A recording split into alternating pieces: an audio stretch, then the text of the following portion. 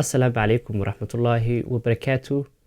Kusoo dhawaada cashar kooban aynu kaga hadli doono video editingka amaba sida videoga loo jarjaro.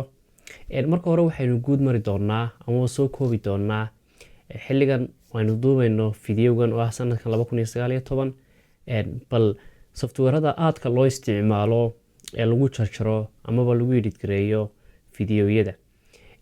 kuwa ugu caansan ee hadda dunida aadka loo isticmaalo waxaa ka mid ah Final Cut Pro iyo sidoo kale waxaa ka mid ah Adobe Premiere Pro. Labadan software waa kuwa inta ugu badan dadka video productionka ama warshadaha wax soo saarka ee videoga ay aad u isticmaalaan inay ku habeeyaan marka la soo duubo kadib. Waxaan ugu talagalay clip yar kooban inaan halkan ku duubo isla markaana ay dadku kaga faa'iideystaan inay bartaan siyaabaha fudud iyo qaybaha kala duwan editingka. Maanta waxaynu videogan si kooban ugu eegi doonaa inaynu marka hore ku sharaxno ama ku faahfaahino Final Cut Pro ama softwareka loo yaqaano Final Cut-ka.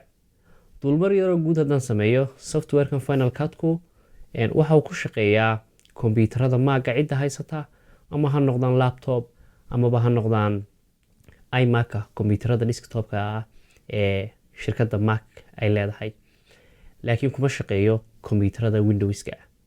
Softwarekan waxa uu leeyahay faa'iidooyin fara badan. Waqti fudud ayaad videogaaga ku edit gareyn kartaa, sidoo kalena ma laha culays fara badan sida softwarada kale ee wax lagu edit gareeyo. Waxaan tusi doonaa si yar fudud oo aad videogaagii isagoo weyn aad ku soo koobi kartid waqti badan isagoon ka qaadanaynin. waxaa jira waxyaabaha muhiimka ah ee uu Final Cut ku leeyahay in marka aad save gareynaysid sidoo kale aad directly u dhex geyn kartid amaba ugu dhex save gareyn kartid YouTube channel, Facebook ama baraha kale ee bulshada. waxyaabahaas oo dhan waxaad ku daawan doontaan videogan. Marka hore waxaynu ku bilaabi doonaa inaan guud marno Final Cut-ka iyo qaybihiisa ee daawasho wanaagsan. Final Cut-ku waa softwarekan calaamadiisu waa taad aragtaan ee ah rainbow-ga amaba qansar roobaadka u eeg iyo midabada kale ee isu tegay aan odhan karno. Final Cut-ka waxaa kaliya lagu isticmaalaa kombiyuutarada Apple-ka ah, kuma shaqeeyaan Windows-ka. Shirkadaas kaliya ayay wada shaqeyn leeyihiin. Final Cut-ka marka haddii aad haysato waad isticmaali kartaa, haddii aad haysanno waad iibsan kartaa amaba qof iibsaday baad la share gareyn kartaa. waxaad ku dhufanaysaa Final Cut, kadib wuu soo kacayaa. Final Cut-ku marka uu soo kaco wajahadiisa hore sidan ayay u eg tahay. wax badan kama duwanaa software hore editingka haddaad isticmaali jirtay, laakiinse waxaad moodaa waxyaabaha qaar inay ku kala duwan yihiin. waxyaabaha qaarna aad odhan karto isaga ayaaba ka fududba. marka hore waxaynu sharaxaynaa si guud u sharaxi doonaa bal Final Cut-ka qaabka uu design gareysan yahay ama qaabka uu samaysan yahay. halkan waxaad ku aragtaan haddaynu kasoo bilowno dhanka bidix calaamadan oo ah library sidebar baa loo yaqaanaa, oo waa tii videoiska markaad soo upload gareyso halkii aad soo dhiganaysay. tan waxa weeye waa soundkii oo ah ama sawiradiina waad soo qaadan kartaa, codadna waad soo dhigan kartaa. tan waxa weeye titleskii oo ah wixii loo yaqaanay ciwaanadii qoraaladaad ku samaysanaysay iyo waxyaabahaasoo dhan. marka haddaan markaa mid ugu dhufano halkan imika waa kii soundkii, waa kuwa codad waxaasoo dhani. haddii aynu sidoo kale ku dhufano titleska waxaad arkaysaa titleska marka ku dhufatid waa kuwan qoraaladii iyagoo kala duwan. waxaana qoraalo kolley badankiisa ma wato, laakiinse waa la iibsadaa. kuna kulan waa iibsaday, waxaana ka helaysaa websiteyo haddii aad u baahantay waad soo weydiinaysaa, waan ka caawin karaa. waxaynu intaasu saddexdaas waxay u kala baxaan baan nidhi videoga, codka iyo weliba qoraalka. halkan aynu imanaynaa dhanka kale ee midigta. haddaynu halka ku dhufanno waxa weeye waxaa loo yaqaano transitionska. halkanaad ka arkaysaa transitionkaad isticmaalaysaa nooca uu noqon karo, halkanaad ka arkaysaa. marka kanoo kale saasuu eegaanayaa hadhow markaad videoga dhex gelinaysid. kan kale haddaynu ku dhufanno kanoo kale saasuu isna u eegaanayaa, waa ay kala duwan yihiin. inagoo transitionska isticmaalanana kolley waa arki doonaa inta casharkani ku jirno ama casharada kaleba.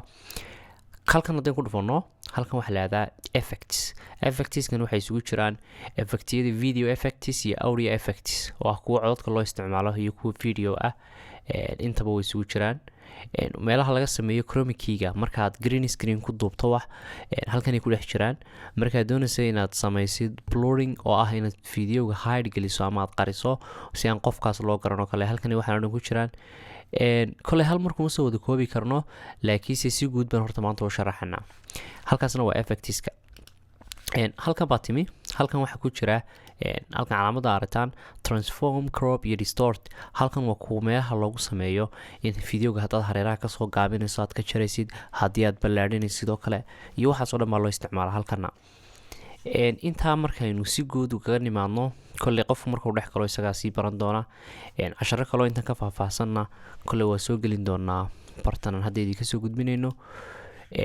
waxaan sameynaynaa inaan iminka video soo qaadno oo aynu keenno intayna videoga soo qaadin waxaan jecelahay halkan idiin sheego halkan waa halka shaqada ugu badani ka dhacdo oo ah meesha wax lagu edit garaynayo timeline baa la yihahdaa waa halka wax lagu edit garaynayo intaad doonto ayaad isdul saarsaari kartaa is hoos dhigi kartaa just waxa weeye un sida adigu aad marba u doonaysid in u eegaado videogaagu hadda waxaynu soo qaadanaynaa video markaan soo qaadana mid laba siyaabood waan soo qaadan karnaa inaan right click halkan siino ama qaybta midigta ee mouse-ka ku dhufano dabadeeta aynu niraano import media inaynu soo qaadano halkaa video ka soo qaadano iyo inaynu niraano file waanu tagno import kadibna aynu doorano media markaan mediaha doorano halkii filekii noo yaalay inaan dhigo hadda tusaale ahaan waxaan soo qaadan karnaaba videogan oo ah midaan hore u sameeyey import baan odhanaynaa videoga markaa waxay noo soo gelinayaa halkan videogan sidaad aragtaan muuqaaladan kala duwan waxaa keenaya videogan waxa uu ahaa warbixin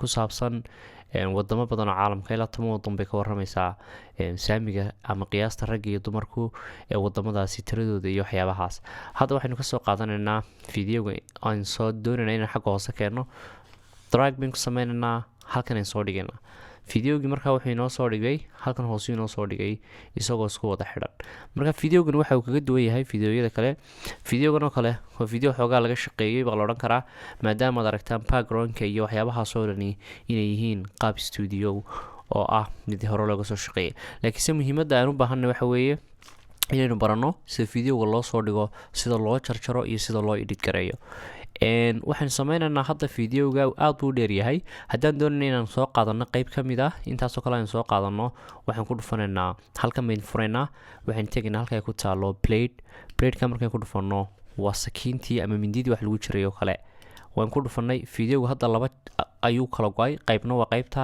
qaybna waa qaybtan haddaan doonana qaybtan dambe inaan iska delete gareyno highlight baan saaranaa markaan highlight saaranana waxaan taabanaynaa mouseka delete markaan delete niraano intaas imika inoo soo hadhay intan markaa waxaan doonaynaa inaynu tusaale ahaan ka horeysiino qoraal okay markaan doonayna qoraal ka horeysiino waxaan tegaynaa titles sidaynu horeba usoo sheegnay titleska xaggan inooga soo baxayaan markaa hadda wareegaya titleska waa kuwa inoo soo baxay kuwa yowgan kala duwan ayaa doonanaysaa titladana dhammaanteed isagu ma wada wato qaar ka mid a in badan buu wataa laakiinse kuwa yow kaloo la iibsadaa jira iyo sidee laga iibsado kuwana haddii aad jeceshihiin dib baynu ka wadaagi doonaa amaba waad soo weydiin doontaan qaybta commentiga baad weydiin kartaan halkan ayaan ku dhufanay markaan ku dhufanay titleska waa kuwan soo baxay kaas iminka title hore isaga sii samaysnaabuu ahaa fast stylekaas isaga markaan doonayna aan bedelno double click baan siinaynaa laba jeer baan ku dhufanaynaa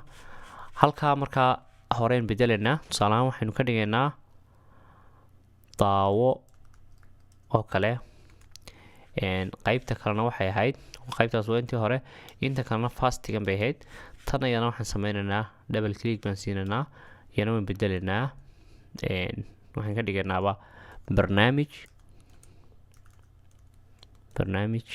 gaar ah baan ka dhiganaa tusaale ahaan markaan intaa ka dhigno wayn bedelay imika ciwaankii haddii ciwaankii imkaan belay karayno saasaan u eegaanayaa saasuu soo baxayaa daawo barnaamij gaar ah marka si aanay dadku ugu daalin haddaad doonaysa intan inaad jartid saasaad u jiidaysaa kadibna waa kaa uu soo koomayaa hadda marka ciwaanku saa usoo baxo kadib waxa ku xigayabaa waa videogii dhag videoga halkaa ka bilaabmaya. Videoga imika halkaas waxaa raacsan qoraalan hore u raacinay, laakiin haddaad doonaysid mid cusub inaad dhigatid oo aanad kaa iska daysid, waxaan samayn karnaa, waxaan tegaynaa kuwan mid ku habboon oo aad oran karto kaasaa ku qurux badan malaha inaad soo dhigto, adigaa dooranaya kaa doonaysid. tusaalahaan kaasaan iska soo qaadanaynaaba, amaba mid kooban may soo qaadan karnaa oo titleka magaca iyo kaasaan qaadan karnaaba. kaa markaan soo qaadano, halkii aad doonaysa inaad dhigto ayaad dhigaysaa. markaad halkii dhigto uu kuu soo baxo subscribe taasi hore u raacsanaayeen. markaad halkaa dhigto isagaa double click siinaysaa. halkaa hore waxaad tusaale ahaan ku qoraysaa barnaamij soo saar oo kale, tusaale ahaan barnaamij soo saare, barnaamij soo saare. xaggana waxaad ku qoraysaa qofka magaciisii, tusaale ahaan halkan oo kale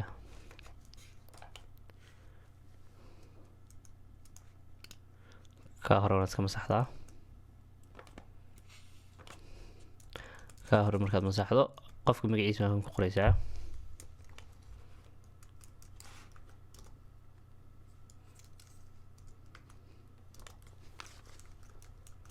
magaciisa. markaa intaa ku qortid click baad siinaysaa.